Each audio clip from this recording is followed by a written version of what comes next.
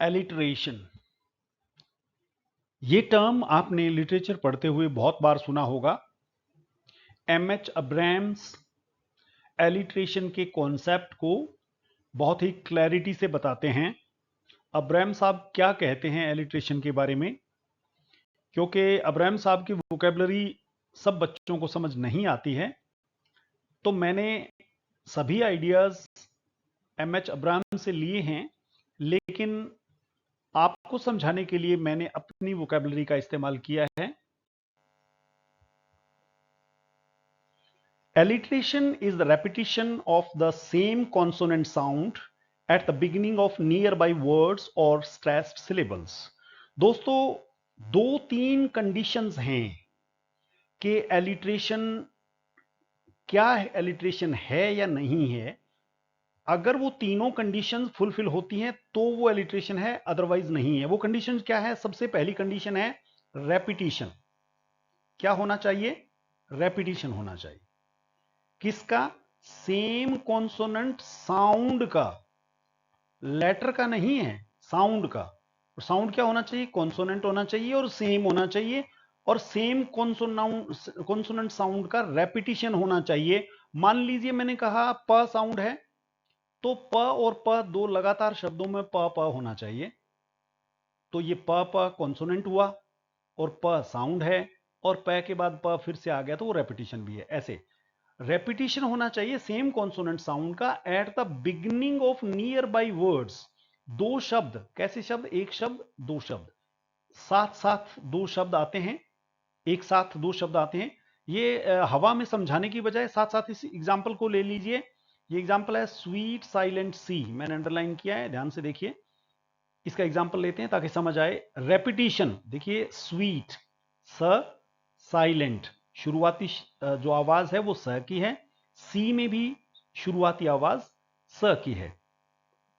तो ये स की आवाज तीनों शब्दों में क्या हो रही है? रेपिटिशन हो रहा है। तीनों आवाज सेम है, तीनों आवाज कॉन्सोनेंट हैं, और तीनों क्या है? साउंड है। मैं एस की बात नहीं कर रहा हूं, मैं स, स्वीट स, साइलेंट स, सी स, साउंड की बात कर रहा हूं।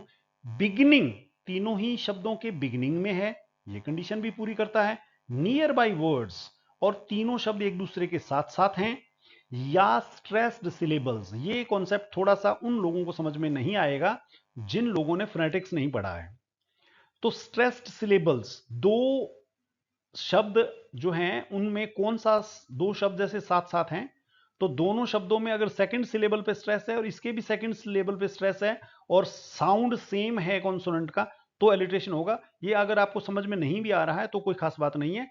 स्ट्रेस्ड सिलेबल वाली बात अगर आपको समझ नहीं आ रही है, कोई खास बात नहीं है, आप उसको छोड़ दीजिए। Nearby words, writers use it to create rhythm. अब ये जो एलिट्रेशन है इसका इस्तेमाल किस लिए किया जाता है, किया ही क्यों जाता है? रिदम क्रिएट करने के लिए किया जाता है, रिदम क्रिएट करने के लिए, या make lines pleasing to the ear, या फिर उनको जब हम बोलते हैं तो लाइंस कानों को बड़ी सुहानी लगती है।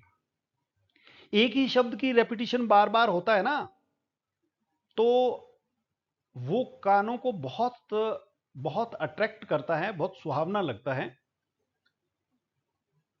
अब ये तीन शब्द, जिन तीनों शब्दों के शुरुआत में स है, एग्जाम्पल जो दिया है स्वीट साइलेंट सी का, इसको मैं दो तीन बार बोल रहा हूं, आप ध्यान से सुनिए इसको। जब मैं बोलूंगा ध्यान से सुनिए कैसा लगता है सुन के। स्वीट साइलेंट सी, स्वीट साइलेंट सी, स्वीट साइलेंट सी। तीनों के शुरुआत में सीटी की आवाज आती है और तीनों एक जैसी आवाज। स्वीट साइलेंट सी, स्वीट साइलेंट सी। जैसे स्कूल में एक लाइन में सब बच्चे एक जैसी यूनिफॉर्म पहन करके खड़े हों, ऐसा एक सिमिलैरिटी का रेपिटिशन है ना। जैसे हिंदी गानों में देखेंगे आप, तो बहुत सारे गाने आते हैं, सेम ही शब्द उस गाने में रिपीट होता है, बार बार रिपीट होता है, तो उसका प्लीजिंग इंपैक्ट आता है हमारे कानों पर, रिदम क्रिएट होता है।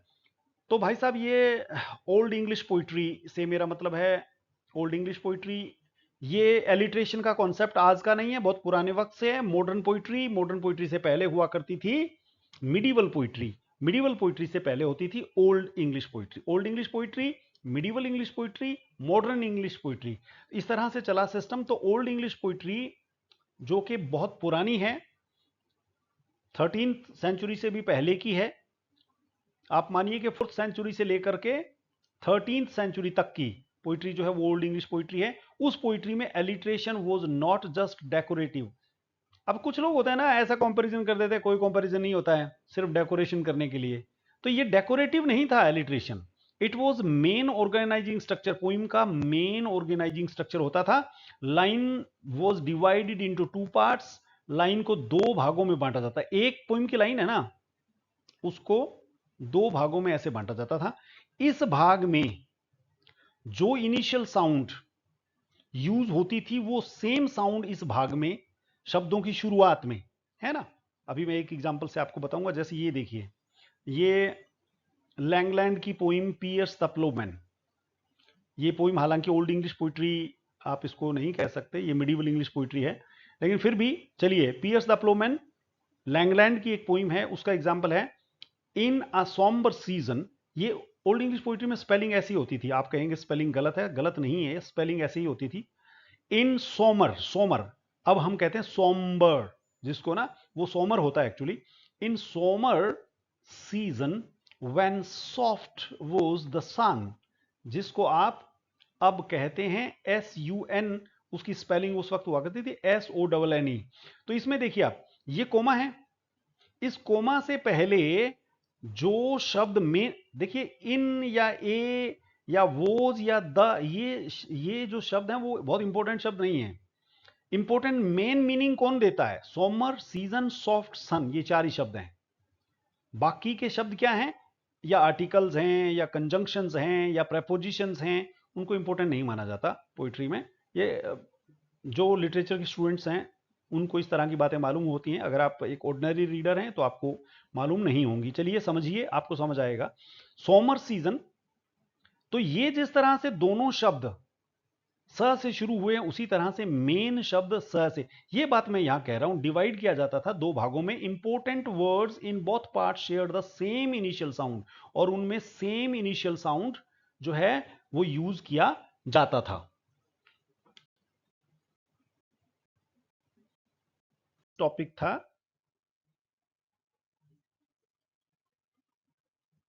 सेलेक्ट कर ले, एलिट्रेशन इन लेटर पोइट्री। बाद की पोइट्री में एलिट्रेशन किस तरह से रहा? In later periods poets used alliteration mainly to add musical quality. बाद की पोइम्स में, बाद के एजेस में एलिट्रेशन का यूज जो हुआ वो हुआ म्यूजिकल क्वालिटी देने के लिए, म्यूजिकल क्वालिटी देने के लिए, क्योंकि एलिट्रेशन से सेम साउंड रिपीट होने से म्यूजिकल क्वालिटी आती है, या फिर मीनिंग को हाईलाइट करने से। एक शेक्सपियर से एग्जांपल लेते हैं हम। When the 2 sessions of sweet silent thought, sessions of sweet silent thought, इसमें ये तीनों शब्दों का इनिशियल साउंड स है, स और स। सेशंस का स है, स्वीट का स है, साइलेंट का। एक बीच में ऑफ आ गया, तो क्या ये ऑफ एलिट्रेशन नहीं रहने देगा? एक बड़ा सवाल है। नहीं जी, रहने देगा, क्योंकि ये जो ओव शब्द है, ये ओव शब्द स्ट्रेस्ड नहीं है। तो ये सेशंस स्वीट साइलेंट एक एलिट्रेशन है। एक कंफ्यूजन जो विद्यार्थियों के मन में बहुत बार होता है, कुछ विद्यार्थियों को इसका पता रहता है कि मुझे इसका कंफ्यूजन है, कुछ विद्यार्थी अनजान रहते हैं, उन्हें पता नहीं होता है कि मुझे इस बात का पता नहीं है। मैं आपको बिल्कुल क्लियर करना चाहता हूं कॉन्सेप्ट, और मुझे पक्का यकीन है कि आप इस बात को ध्यान से सुन करके अपने आप को पहचानेंगे कि आपको पता है या नहीं है। नॉट एन एलिट्रेशन कब होता है? जब आपको लगता है ये एलिट्रेशन है, परंतु होता नहीं है। जी हां, एलिट्रेशन डिपेंड्स ऑन साउंड। इस शब्द को ध्यान दीजिए, इस शब्द को ध्यान दीजिए, साउंड पे डिपेंड करता है, स्पेलिंग पे डिपेंड नहीं करता है।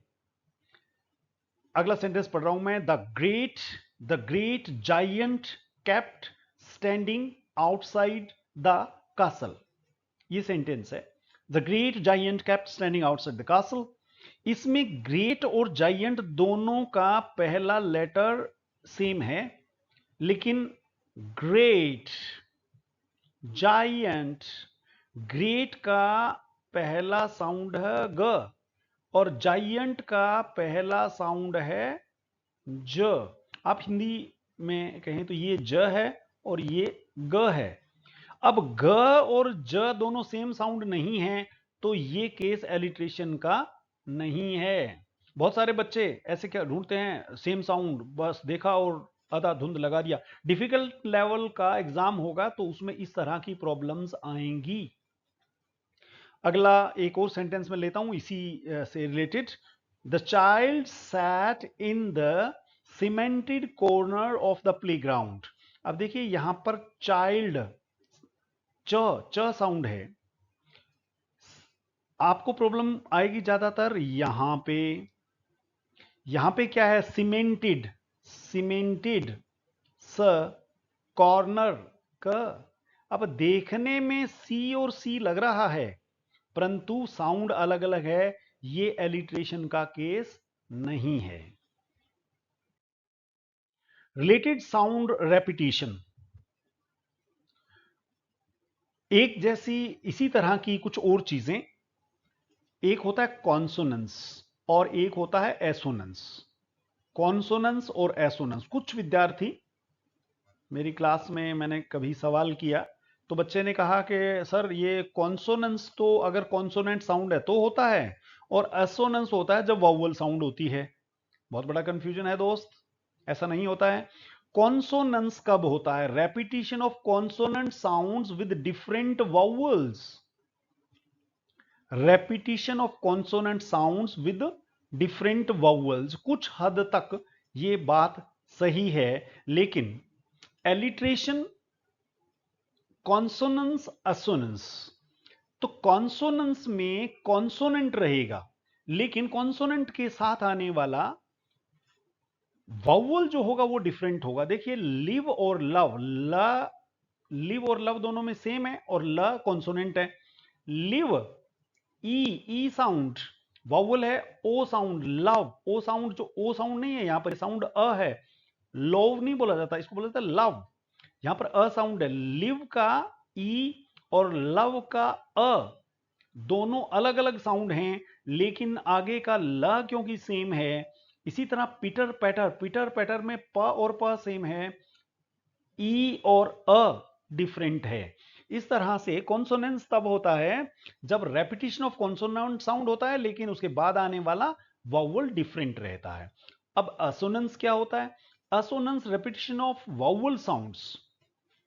मैंने जैसा आपको कहा कि उसमें कॉन्सोनेंट और इसमें वाउवल साउंड जो है, ये कुछ हद तक बात तो विद्यार्थी की सही होती है लेकिन पूरी सही नहीं होती है। अब यहां पर देखिए आप, रेपिटेशन ऑफ वाउवल साउंड्स, एक जो एम एच अब्राहम साहब ने बहुत सुंदर एग्जाम्पल लिया था वही एग्जाम्पल मैं यहां पर ले रहा हूं। जॉन कीट्स की एक पोइम है, रोमांटिक पोइट जॉन कीट्स की पोइम है ode on a Grecian urn. Ode on a Grecian urn poem का पहली दो लाइंस आपके सामने हैं। The long E, the long E जिसको बोला जाता है आई,